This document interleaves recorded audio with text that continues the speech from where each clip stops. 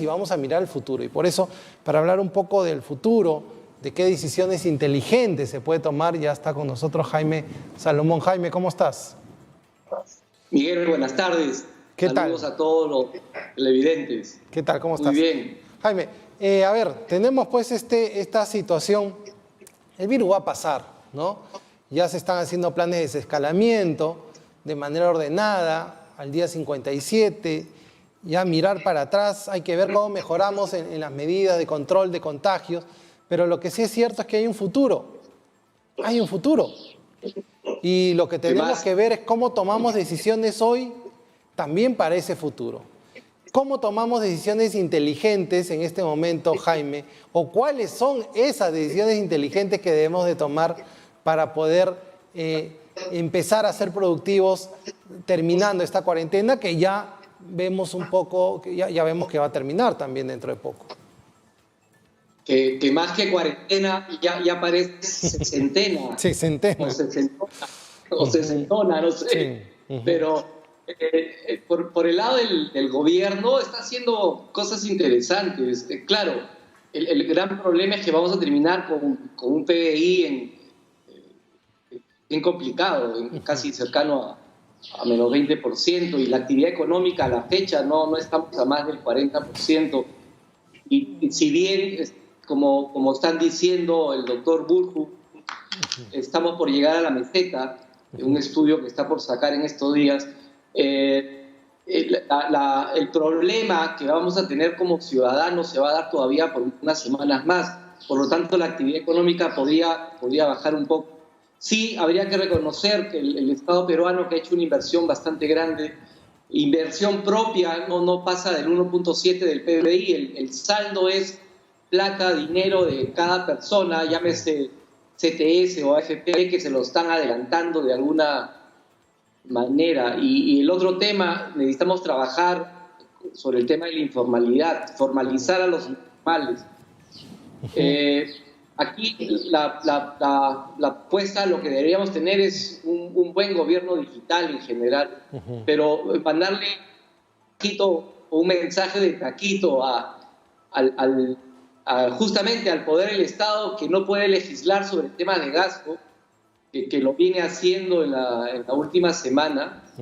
Es importante que no solamente ellos, sino todos los ciudadanos tengamos bastante cuidado. El futuro depende de todos nosotros, de las decisiones inteligentes que tenemos ahora, pero para eso debemos dejar las viejas costumbres. Pareciera que se les ha pegado el virus. ¿Qué tan difícil es que cambiemos? Mira Jaime, o sea, dicen, señalan, ¿no? Señalan, mira esos de ahí que llenan el mercado, pero por otro lado, mira los del otro lado inflando las compras en la policía, el problema en la Contraloría, el problema en Perú Compras, o sea, quienes señalan a veces también son los que están metidos en otras cosas. O sea, ¿qué le ha pasado a la sociedad peruana que también ha sacado cosas no tan buenas? A una parte, ¿no? Si a eso le sumas el hecho de querer patear un poquito las elecciones, porque justamente no te dan la seguridad para que los ciudadanos salgan a votar. Mira, lo que debemos hacer es simplemente pensar en la gobernanza nacional y no enfermar la democracia. Todas las acciones que tomen deben ser pensando que ellos son parte del cambio, son agentes del cambio y tienen la obligación de ser la obligación moral de hacer las cosas diferente a lo que hizo el Congreso anterior. Ahora, me preguntas a futuro. Yo creo que a futuro, insisto, la plataforma digital integrada a nivel de todo el Estado debiera ser la solución. No debemos olvidar la ciencia ni la tecnología, ni que vivimos en un país con una brecha digital espectacular. Necesitamos estudiar los datos, usar la tecnología, justamente para generar bienestar de la ciudadanía. Y este sistema nacional de transformación digital tiene varias partes. La primera es la identidad nacional, que parte de eso ya se tiene, pero no tenemos historial de registro civil, juicios, sentencias, qué bienes existen.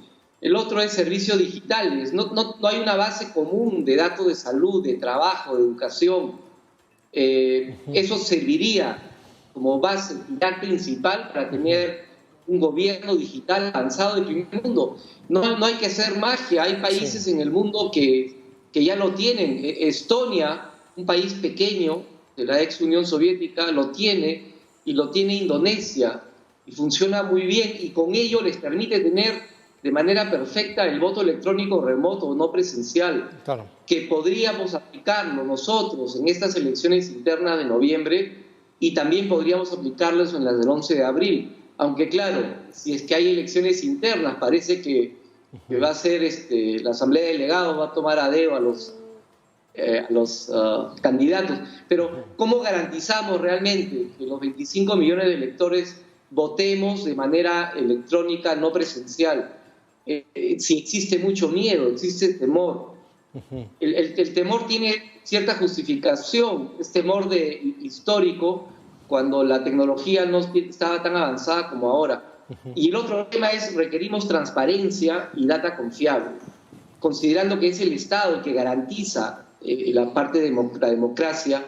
Deberíamos plantear, bajo este sistema de voto electrónico no presencial, auditoría internacional. Esta auditoría supervisaría varias cosas. Primero, el software. Que el software ya lo tiene la OMPE, lo utilizaron hace unos años cuando el Colegio de Estadísticos hizo una elección interna. Está debidamente encriptado. Otra cosa que debemos verificar con auditoría internacional es el hardware, las computadoras, los sistemas. Y para eso existe una serie de medidas ya en el país de ciberseguridad, y además se pueden tener otras adicionales. El proceso puede ser revisado por la OEA, por los propios partidos políticos, en general por todos los actores que están involucrados, estarían involucrados en el proceso. Y lo último, y es el gran problema, la base de datos. No tenemos una sola base de datos en el país. Por eso los bonos. Por eso es el tema de los bonos, ¿no? O sea, llega quien no debe llegar, no llega. Mira, el bono universal, mal llamado universal, pero se habló hace 2 semanas, Jaime. 2 semanas. Nada porque no se tiene data. Por un lado, no hay data. Por otro lado, cada entidad, cada ministerio tiene que hacer el reglamento. Y a veces eso demora un poco, pero el gran problema sobre lo que refieres, se han ido a hablar de familias, de un famoso padrón de familias que está mal elaborado. Si tú sumas las familias y multiplicas por 4, no coincide con el padrón de ciudadanos que somos en el Perú. Necesitamos, no hay una sola base de datos, más que el DNI no tenemos mucho. Realmente tenemos un gran Estado con todos sus poderes, los 3 poderes, que no sabe realmente qué tiene. Las bases de datos no están conectadas y son más de 3.000 entidades en el Estado. Algunas sí hay que reconocer que tienen un muy buen sistema, pero no están interconectados. Solo el Ministerio de Salud no tiene un solo repositorio central de datos.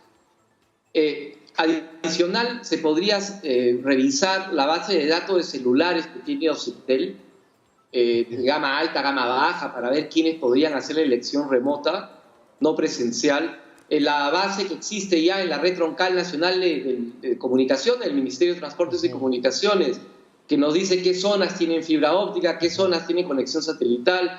La base de datos del CISFO del Ministerio del BIDIS, que está desactualizada, podría ser parte.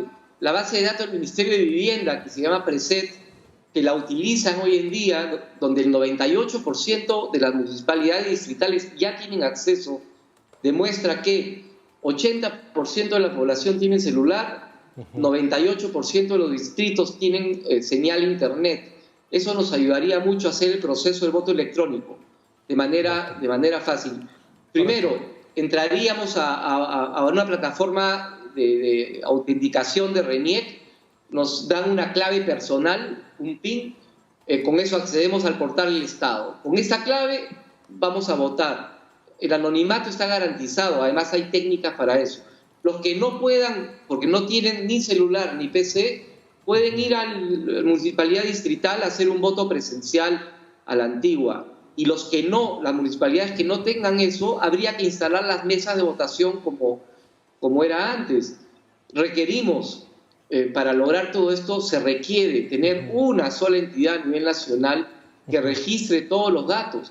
Hoy tenemos la Secretaría de Gobierno Digital, que funciona, está haciendo grandes avances, pero lamentablemente es solamente normativa, ayuda a dar las leyes, pero hay más de 3.000 instituciones que no aplican las normas porque les falta presupuesto para poder aplicar. La gran reforma digital, con este gran organismo autónomo, centralizando todos los datos, con toda la data en la nube del Estado, serviría hasta en esta época electoral. No más personeros legales yendo a ventanillas únicas a ver quién es su candidato. Cualquier persona podría investigar quién es quién. Claro, claro. Es transparentar, es democratizar la información para que todos podamos tenerla. Jaime, sí, se nos ha vencido el tiempo, pero nos vemos como siempre la próxima semana. Muchas gracias.